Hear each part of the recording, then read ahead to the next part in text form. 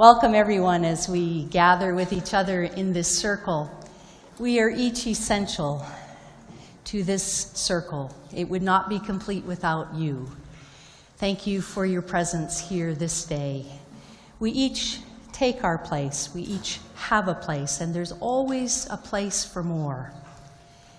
We come to create spiritual community together. We come young, old, and in between, single, partnered, and in between, whether we're male or female or beyond the confines of those binaries of gender, whatever our orientation, our gender identity, our race, our heritage, we are each necessary to this circle and important and significant in being just who we are. As we gather with each other, we come in gratitude for the long witness of this land on which we gather. And we come mindful of the history and spirituality and culture of our Cree peoples, whose ancestral homes have been on this land for many generations. We honor the peoples of the Papas-Chase Nation, the Métis people of this land, our partners in Treaty 6, and we acknowledge the wounded history out of which we come and the intention to build a more respectful and mutual relationship with one another as we move into the future. We sing ourselves into community this day, knowing it is a brand new day, a day we have never seen before, a day that offers us possibility.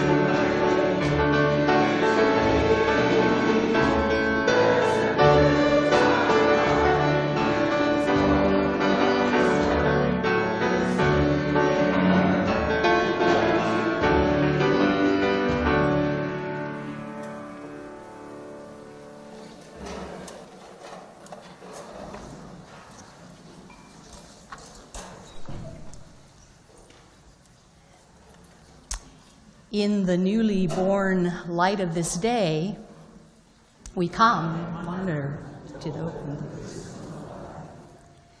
As our sun begins its northern journey, lengthening its light in our hemisphere,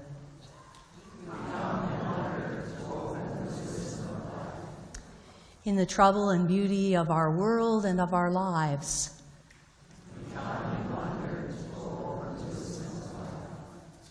in the presence of our hopes and fears,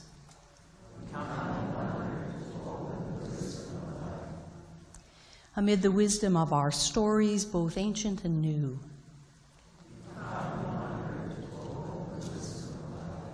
in the sacredness we call by so many different names,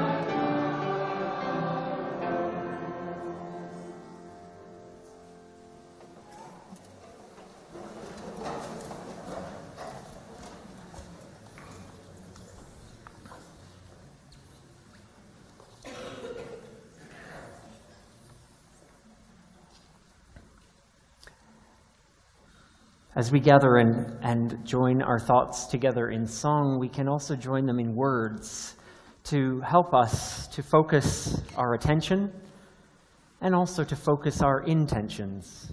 So let's share these words of prayer. Sometimes we step cautiously, moving with tentativeness into a deeper unknown. Sometimes we step boldly, moving fearlessly into the moment that calls us on. Sometimes we can just put one foot in front of the other, hoping our feet will find a safe landing that our hearts can't know. Each step we take leads us into a moment we have never been in before. May we open to this new day with grace and courage. May we grow. May we live that it may be so.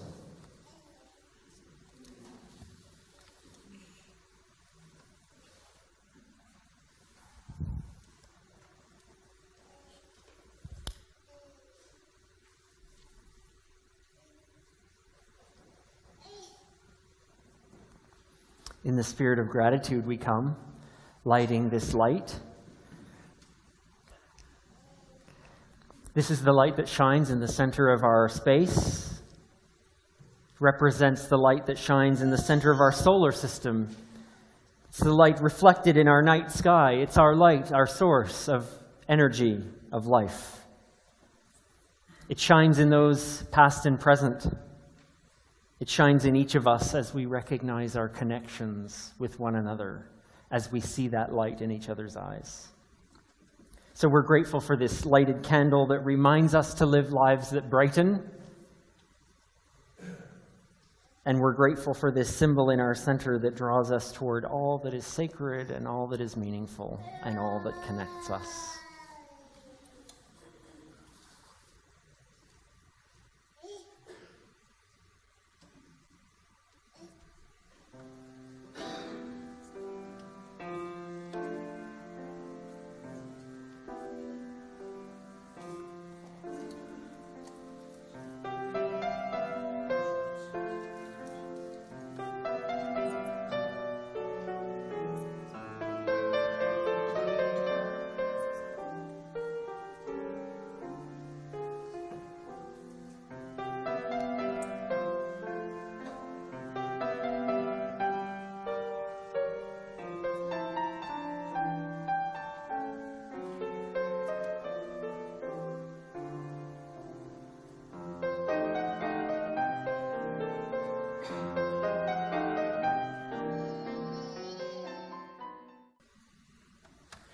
I wonder if anyone's ready for a story.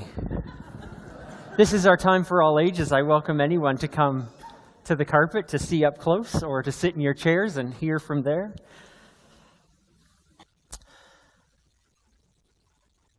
We've just passed the Christmas season, and it's a time when we usually see lots of family. So I wonder, has anyone spent time with grandparents over the holidays? Anyone seen grandparents? Yes, you have? Okay. Has anyone in the room spent time with grandchildren? Lots of them out there have. Great-grandchildren, even so. Look at that. There are, when we have a chance to be with grandparents, it's something different than kind of the usual, ordinary, everyday kind of stuff. So we usually do different things with grandparents, I find, than we do with our own parents. Is there something you do with grandparents that is special? Or that is unique or different than what you might do usually?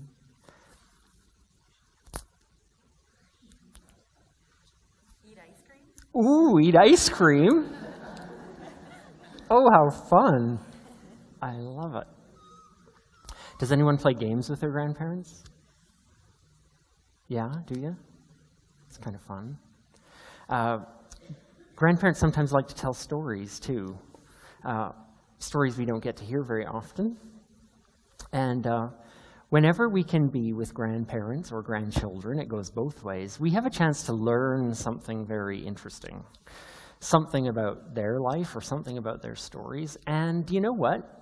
We can learn from them, but also they can learn from us. We learn from each other. And one of the wonderful stories that I want to share with you is called Wilfred Gordon MacDonald Partridge. And it's written by Mem Fox. There was once a small boy called Wilfred Gordon MacDonald Partridge, and what's more, he wasn't very old either. His house was next door to an old people's home, and he knew all the people who lived there. He liked Mrs. Jordan, who played the organ. He listened to Mr. Hosking, who told him scary stories. He played with Mr. Tippett, who was crazy about cricket, and he ran errands for Miss Mitchell, who walked with a wooden stick. He admired Mr. Drysdale, who had a voice like a giant. But his favorite person of all was Miss Nancy Allison Delacourt. Cooper! Oh, yeah, Miss Nancy Allison Delacourt Cooper, because she had 4 names just as he did. He called her Miss Nancy and told her all his secrets. One day, Wilfred Gordon heard his mother and father talking about Miss Nancy. Poor old thing, said his mother. Why is she a poor old thing? Asked Wilfred Gordon. Because she's lost her memory, said his father. It isn't surprising, said his mother. After all, she is 96. What's a memory? Asked Wilfred Gordon. He was always asking questions. It is something you remember, said his father. But Wilfred Gordon wanted to know more, so he called on Mrs. Jordan, who played the organ. What's a memory? He asked. Something warm, my child. He called on Mr. Hosking, who told him scary stories. What's a memory? He asked. Something from long ago, me lad, something from long ago. He called on Mr. Tippett, who was crazy about cricket. What's a memory? He asked. Something that makes you cry, my boy, something that makes you cry. He called on Miss Mitchell, who walked with a wooden stick. What's a memory? He asked. Something that makes you laugh, my darling, makes you laugh. And he called on Mr. Drysdale, who had a voice like a giant. What's a memory? He asked. Something as precious as gold, young man. So Wilfred Gordon went home again to look for memories for Miss Nancy because she'd lost her own. He looked for the shoebox of shells he'd found long ago last summer and put them gently in a basket. He found the puppet on strings, which always made everyone laugh, and he put that in the basket too. He remembered with sadness the medal which his grandfather had given him, and he placed it next to the shells. Next, he found his football, which was as precious as gold. And last of all, on his way to Miss Nancy's, he went into the hen house and took a fresh warm egg from under the hen. Then Wilfred Gordon called on Miss Nancy and gave her each thing one by one. What a strange child to bring me all these wonderful things, thought Miss Nancy. But then she started to remember. She held the egg and told Wilfred Gordon about the tiny speckled blue eggs she had once found in a bird's nest in her aunt's garden.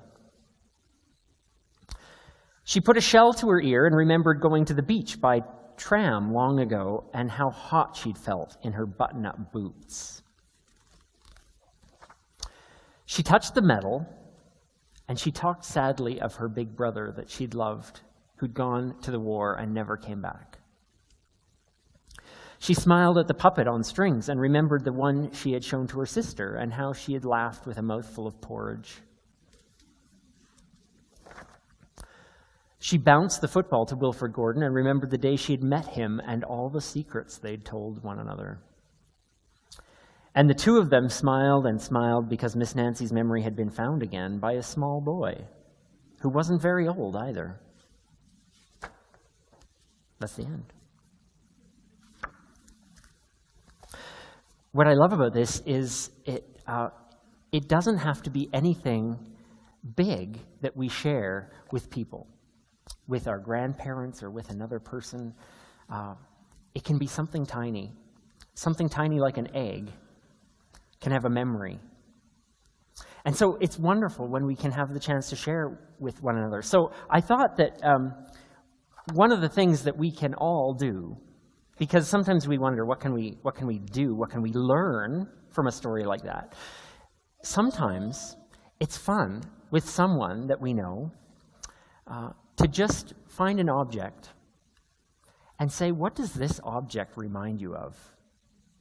And sometimes we get amazing stories. I once did this with my father. I showed him a pocket watch, and I said, Dad, did you ever have a pocket watch? And he told me all about this story about his grandfather who had a pocket watch because he worked for the railroad, and it led to a long story, and it was an amazing story. So a fun thing to do, the next time you see grandparents, the next time you see grandchildren, find just any old thing and say, hey, does this remind you of anything? Who knows what might happen? It's a great way to tell a story to one another.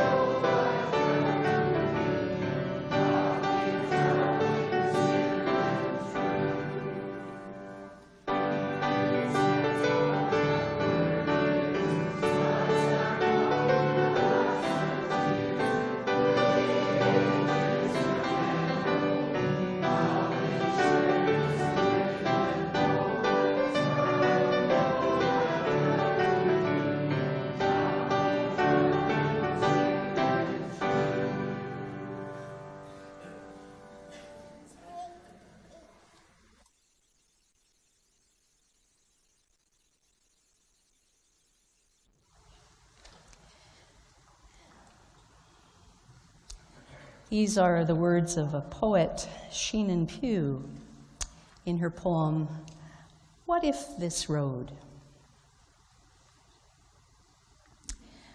What if this road that has held no surprises these many years decided not to go home after all? What if it could turn left or right with no more ado than a kite tail? What if its tarry skin were like a long, supple bolt of cloth that's shaken and rolled out and takes a new shape from the contours beneath? And if it chose to lay itself down in a new way, around a blind corner, across hills you must climb without knowing what's on the other side. Who would not hanker to be going at all risks? Who wants to know a story's end or where a road will go? This is the insight of a contemporary poet.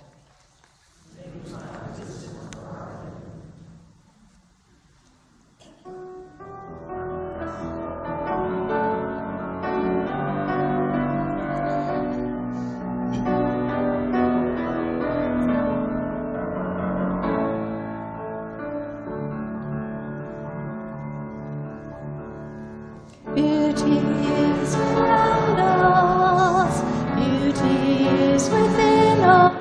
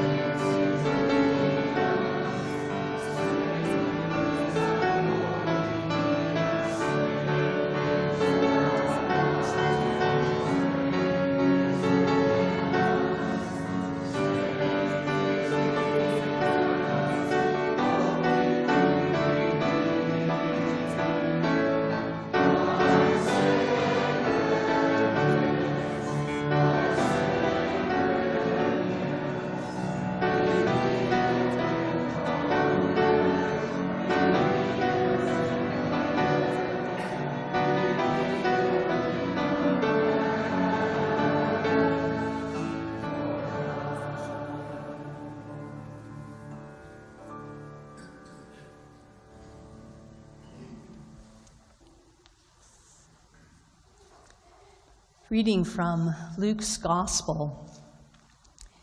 As the story of the shepherds returning to their fields ends, the story, as Luke tells it, continues this way.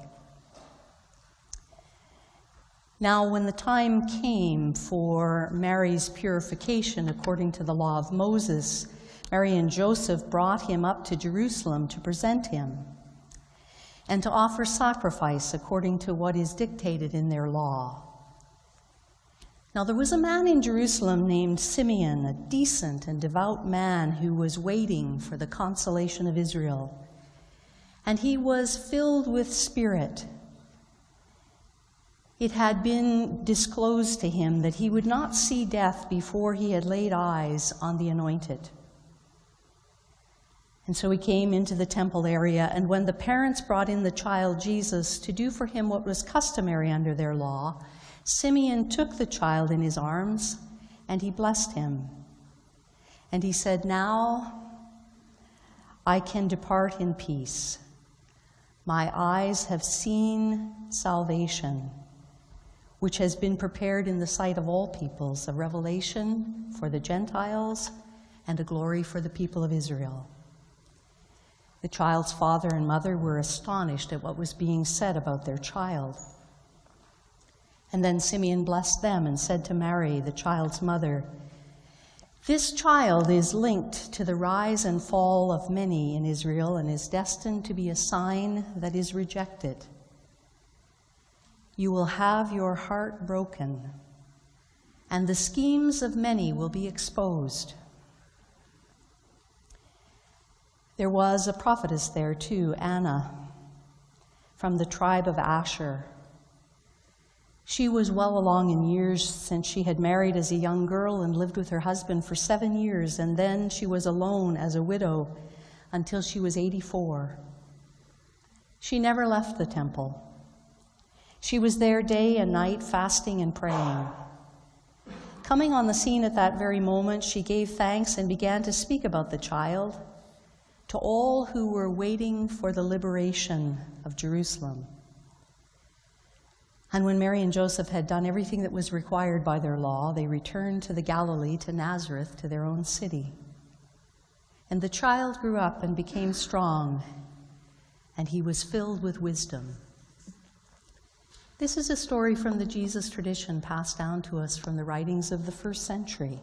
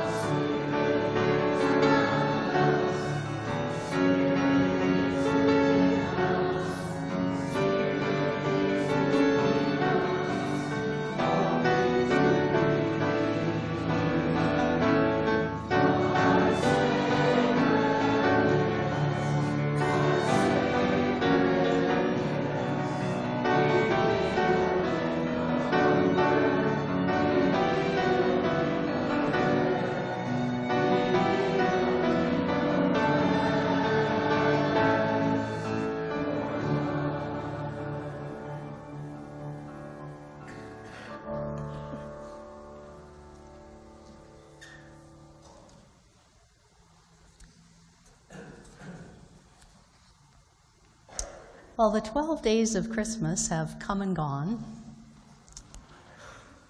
and the trees have come down, and the creche has been packed away for another year. Mary and Joseph and the baby have been put back into their boxes along with the shepherds from Luke's story and along with the Magi of Matthew's story. So maybe it's time for us to hear from the characters who are missing from every nativity set. Why is it there are no figurines for Luke's Magi? We've managed to crowd those wise ones from the east into the stable, even though they come from an entirely different tradition that says they found the child in the house.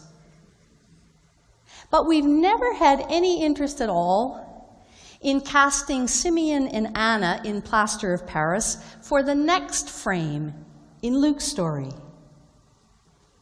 Because the way Luke tells the story, it's after the shepherds go back to their sheep, the very next characters who meet this child are two elderly folk who are veritable fixtures in the temple in Jerusalem.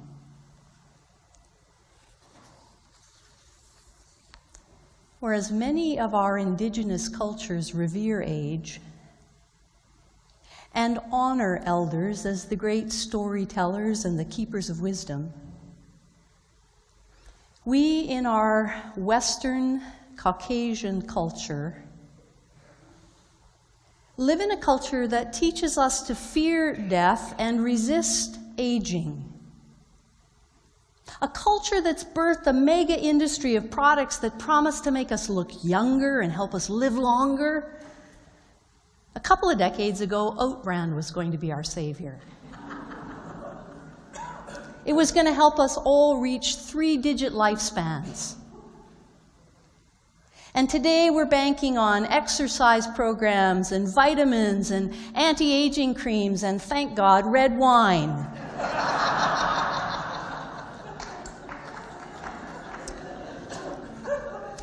Now try Googling anti-aging and see the host of pitches and products that the market offers us.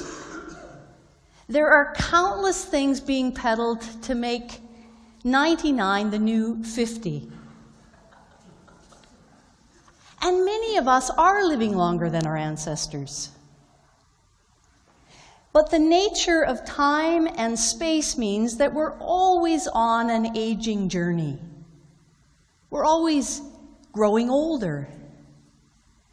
But maybe what really matters is how we're doing that. Are we growing older or are we getting newer?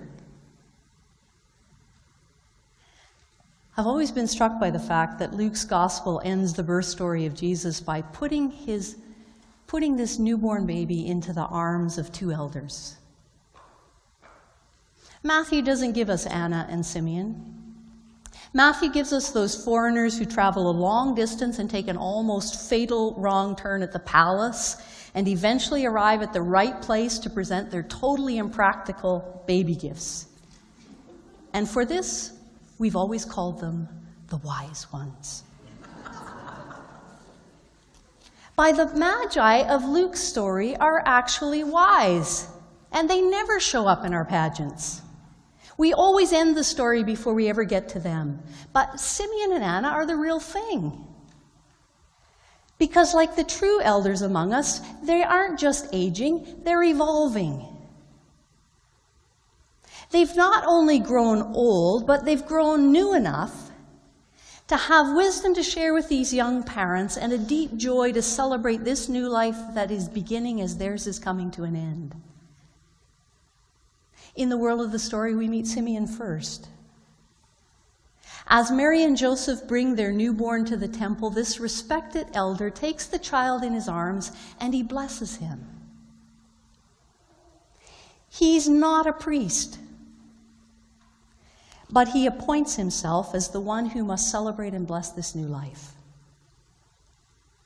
He's a deeply spiritual man who doesn't need any authority from the temple to do what his heart is moved to do, which is to bless this new life.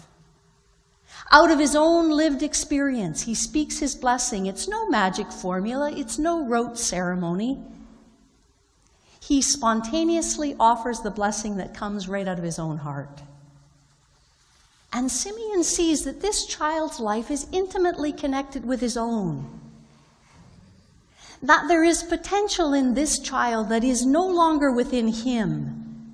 He whose days can be counted more easily from their end than from their beginning.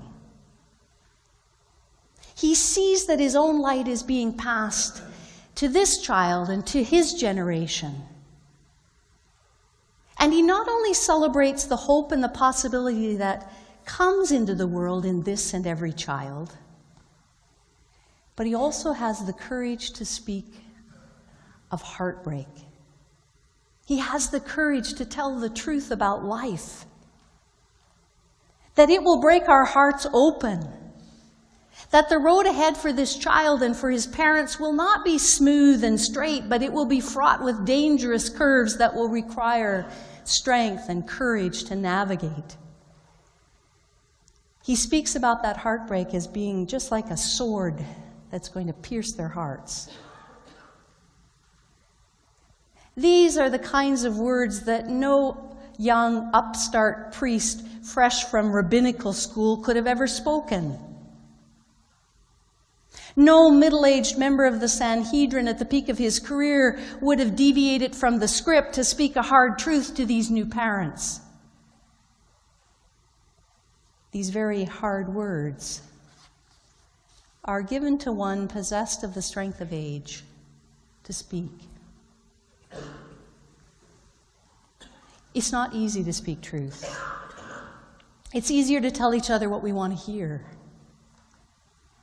But the heart of those who are not only growing older, but newer, know the wisdom of speaking truth, of not denying the hard realities of life, of offering honesty and compassion, not refusing to pretend that life will be fair, that life will be easy, refusing to live by empty platitudes and easy speak. According to the story, just after Simeon spoke his disturbing words to these parents, at that moment, Anna came. Simeon wasn't the only elder in the temple that day. The story places an elderly widow there to greet these young parents too. She's someone who's in the right place at the right time. And she comes as the face of comfort to these troubled parents. But she doesn't offer them hollow hope or tell them that all will be sweetness and light. She knows what it is to live through heartbreak, to go on when the unthinkable happens. She was married for 7 years and then alone for the rest of her adult life. She's 84 years old. She's 84 years new. So she's wise enough not to say, "I know just how you feel." She's wise enough to know she doesn't. But she has found through her own suffering a strength and a courage to meet life, come what may. As hard as we look in this story, there's nothing exotic about Simeon and Anna. They haven't traveled from any mysterious east with esoteric gifts. They've traveled the long and winding road of life. And they present the truth and the courage of their golden experience. With our 21st century Western eyes, it's really easy to overlook these wise ones. It's easy for us to see just a doddering old fool, too fragile and unsteady to be entrusted with holding this child. It would be easy for us to see Anna as a kind of bag lady, a squatter in the temple. She's there day and night, never leaves. It's easy for us to question their sensibility, their wonder about their senility, but in the world of the first century storyteller, these are the wise ones who are there in the sacred place of the temple to initiate this child into life, into their community of faith. There's not a word in this story given to any priest or scribe or any teacher or any authorized one of their tradition to speak.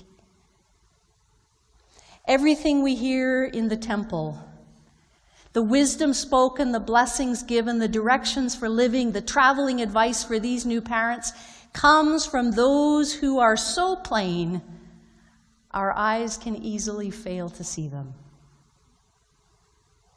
Those who are so ancient, we could assume they have nothing relevant to say. Those who have traveled a long and winding road, probably without ever having left the place where they were born. Those possessed of the kind of curiosity we celebrate in the shepherds, and the kind of trust and openness we celebrate in those foreign magi. But by our ageism, we neglect in these most common of characters. Simeon and Anna have already traveled most of their own life's road by the time they hold this child in their hands. And they've lived long enough and well enough to know that it's better to have love break your heart than it is to harden your heart for fear of having it broken. They've lived long enough and well enough to know that when we attempt to escape the sword of heartbreak, we're pierced by an even more terrible sword. If the price of loving anyone or anything is the certainty that we will eventually lose that, the price of refusing to love is the loss of our very capacity to love and be loved. I've often asked the Simeons and Annas of my own life about their favorite stage of life. I'm always curious about that time in life we look back upon most fondly. And a few years ago, I asked a member of our spiritual community, as she was facing her death, what was her favorite time in life? And I was struck by her response when she said, I loved them all. I loved my childhood. I loved the early years of my marriage. I loved the years of raising my children. I loved my career in nursing. I've loved being a grandmother. I've loved the traveling I've done in retirement. Even as she was dying, she loved her life in all of its stages. I've reflected on that conversation many times and recognized the wisdom I heard that day. It wasn't that any stage of life had been easy, that the road had been straight and smooth. I knew her life well enough to know that there had been twists and turns, there had been cruel curves of fate, there had been heartbreak and tears. Like Anna, she was a widow when I spoke with her. Like Simeon, she was blessing the arrival of new lives, even as hers was soon to end. And I recognized that she spoke something of the truth of not just growing old, but growing new. Because whether we're 5 or we're 95, if we're still breathing, we're all doing the same thing. We're all getting older. But the wise travelers in time are not only growing older, but growing newer, by accepting that to be alive is always to be a work in progress. To grow new as we age is to embrace change and to hold loosely to our time and to savor the gifts of each stage of life without rating them or judging them, but opening to the gift of each moment in time. In the words of Mary Oliver, I have become the child of the clouds and of hope. I have become the friend of the enemy, whoever that is. I've become older. And cherishing what I have learned, I have become younger. To love what we've learned. To love that there's always more to learn. To never be done with learning surely is to grow new. We have to hope that Robert Fulghum was wrong. That we didn't learn everything we needed to know in kindergarten. Every day, there's something new to learn if we'll keep our curiosity alive. If we'll hold the door of our heart open. If we'll forgive ourselves our mistakes. If we will forgive each other as we forgive ourselves. If we will cherish the best of what has been, but hold our treasures loosely. If we'll know that the strength of our spirit doesn't depend upon the strength of our bodies. If we'll embrace the grace of life that is met in each twist and turn, every curve and hill of our becoming, we can grow new each day.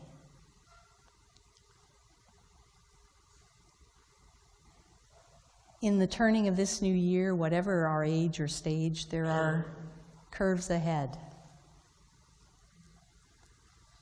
So this is a time for us to ponder whether we're just aging or we're also evolving.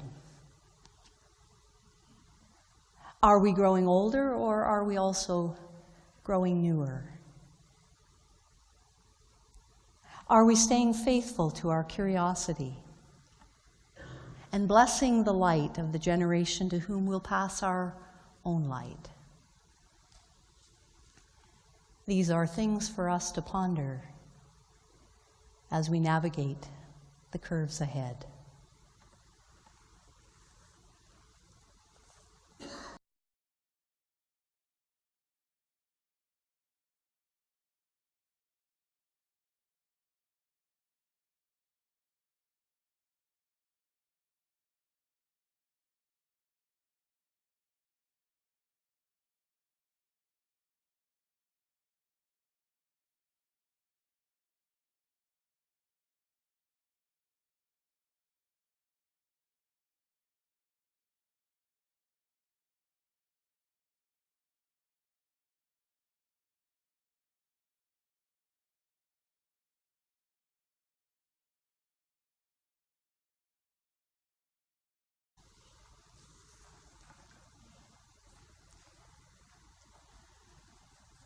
Resting in that quiet place within us, we bring our prayers.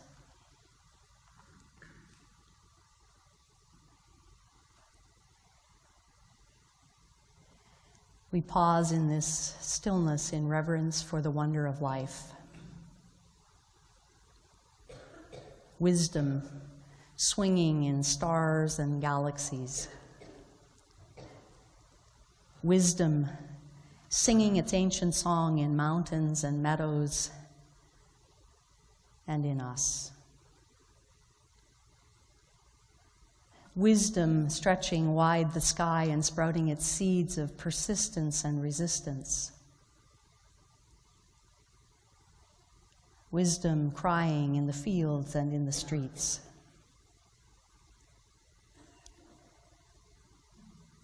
May we awaken our wonder, enliven our curiosity, connect with our gratitude so that we might invest ourselves in the recurring mysteries of seasons and cycles, that we may call upon the wonders and mysteries of the natural world, of our lived experience, of the diversity of all that is, to re-enchant us, that whatever our age or stage, we may rise in love with life again.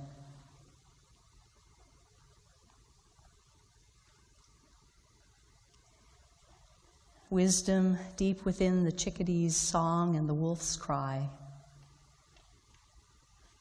in the holy call of wild geese, and in the longings deep within us,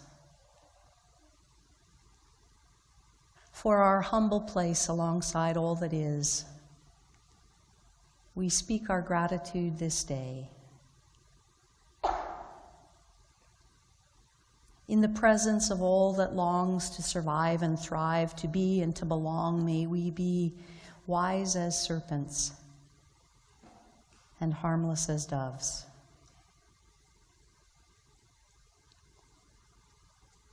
May the counsel of all with whom we share this magnificent planet re-enchant us.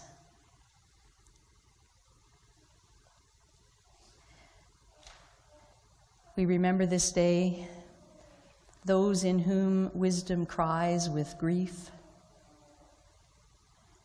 those who are called upon to adjust to life-altering changes, those who live in fear, those who live in the grip of addiction, those journeying with disease and living in the shadow of death, those in the horror of war or of displacement, those adapting to a new life in a new land, those ever seeking equity, justice, and freedom. Wherever wisdom is silenced or wounded or endangered, may we be alive to its cry. And may we become the faces of love and protection. As children born into light, and yet ever seeking it, we pray with one another this day. Amen.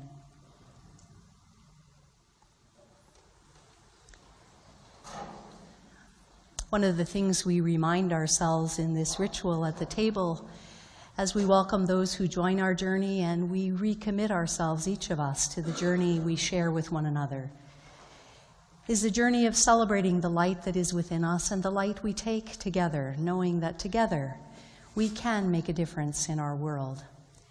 We go knowing that we have together the strength and courage to face what may come our way, to navigate the curves of life, to make our way through all of the valleys and mountains that present themselves along the way.